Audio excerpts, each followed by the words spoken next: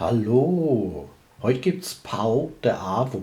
Das sind portugiesische Brötchen, die sind super lecker.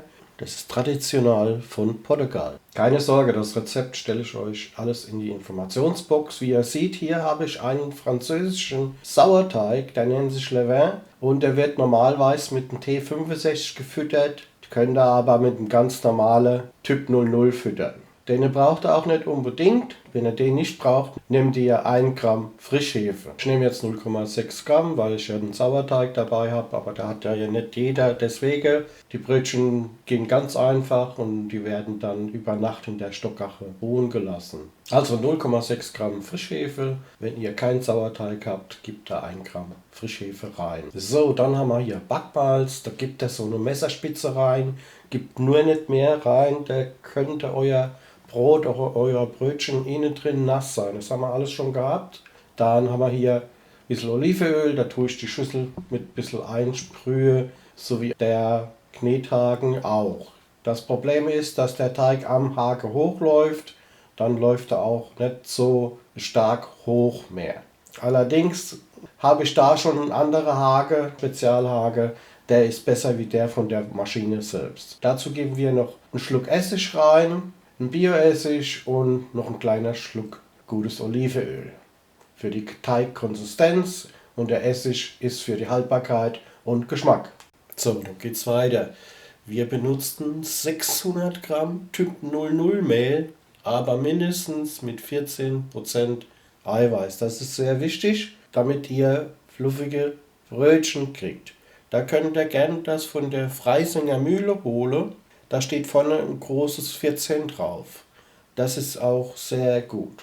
Kostet normal die Tüte 1,99, ist ein sehr gutes Mehl, habe ich mehrmals getestet. Ich selbst benutze jetzt ein italienisches Mehl, das ist die blaue Tüte, das ist ein Pizzamehl, auch sehr gut. So, also das waren 600 Gramm Mehl. Dazu kommen jetzt 380 ml kaltes Wasser. Immer kaltes Wasser benutze. So, wir gehen jetzt aus von einem TA-Wert TA65, das heißt 65 Gramm Mehl auf 100 Gramm Wasser. Allerdings müsst ihr euch immer ein klein bisschen Restbasinage zurückhalten, also Restwasser zurückhalten. Ich fange jetzt mal an mit 380. Ich habe ja noch den Sauerteig drin, den müsst ihr auch noch rechnen normal. Das waren bei mir 45 Gramm, wo ich dann vom Hauptwasser noch abziehe. So könnt ihr immer eure perfekte Teigkonsistenz ausrechnen. Das passt immer, wenn ihr halt ein eiweißstarkes Mehl habt, müsst ihr ein bisschen mehr Wasser reingeben. Bei Roggenmehl sowieso mehr, bei Dinkelmehl ein bisschen mehr. Ja, und je nach Mehl. Und da kommt er da immer zu 99% hin. Ich habe ja jetzt noch Sauerteig drin. Da rechne ich ja jetzt noch 45 Gramm Wasser raus vom Sauerteig. Aber ich will es euch jetzt nicht so schwer machen. Fangt mal jetzt an mit 380 ml Wasser.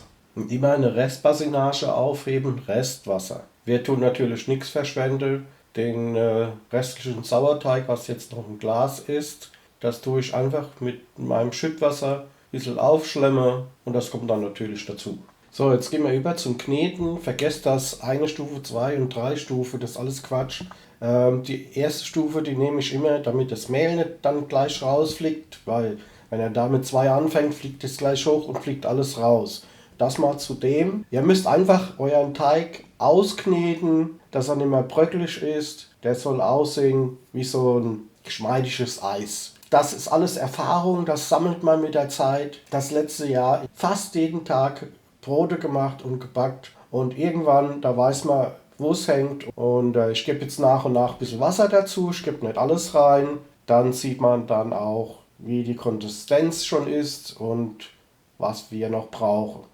Wie gesagt, ich habe 90 Gramm Sauerteig gehabt, davon rechne ich 45 Gramm Wasser raus. Aber dieses Rezept, was ich euch in die Informationsbox einstelle, das ist schon fertig alles gerechnet. Also macht euch da keine Sorgen. Da wir aber eine Langzeitführung machen über Nacht, ist es eigentlich gar nicht so wichtig, weil der Teig wird sich dann in dieser Stockache über Nacht entwickeln.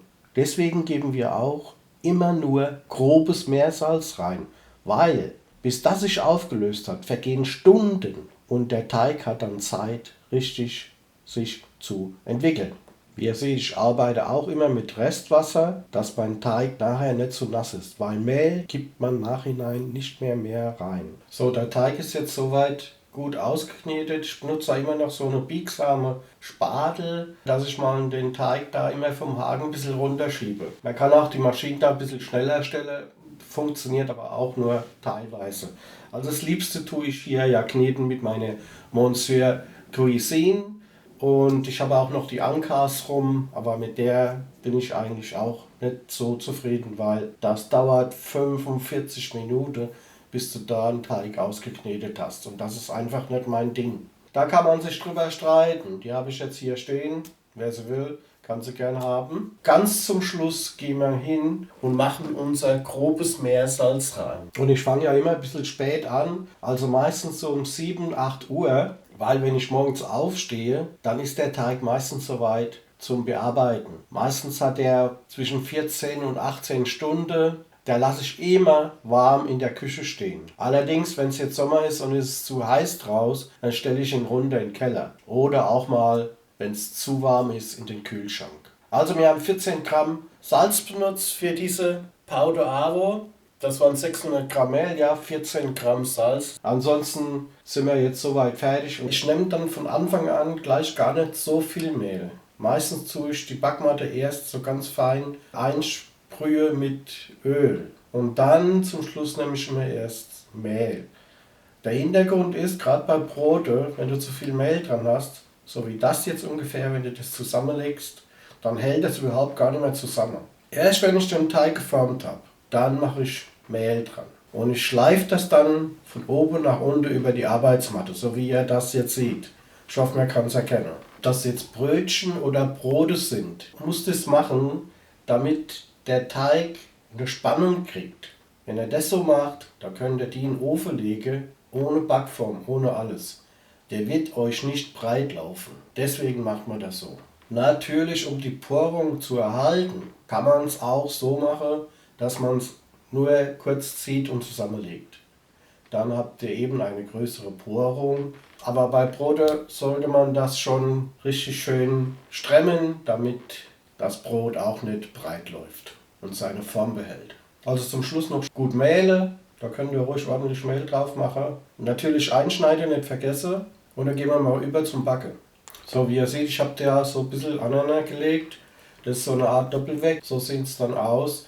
Die gehen jetzt nochmal in die Stückgare für diese Zeit, wo der Backofen läuft, also vorgeheizt wird. Der Backofen wird mindestens 20 Minuten vorgeheizt. Die Backzeit ist genau 28 Minuten bei 250 Grad. Wir lassen die Temperatur. Wir schwaden vorher mit 50 ml kaltem Wasser. Nachdem ihr die Brötchen eingeschossen habt, schwadet ihr mit 50 oder 60 ml kaltem Wasser. Wasser aufs Backblech. Und so, zack, zack. Vale, Mariachi!